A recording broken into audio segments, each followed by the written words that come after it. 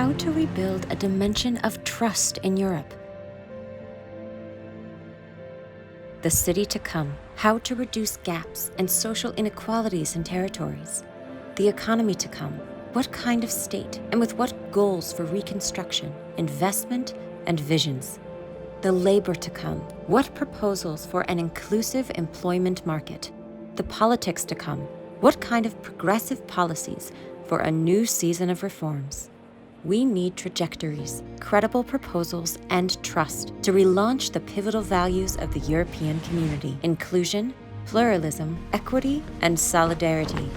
To sustain fragilities within a context of transformation. 4 steps in 4 major European cities. What kind of cities to come for Europe?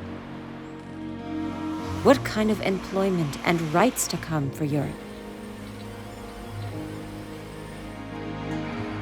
What kind of Europe will we build between technocracies and populism? Ecological transition. Is it hype or is real change coming?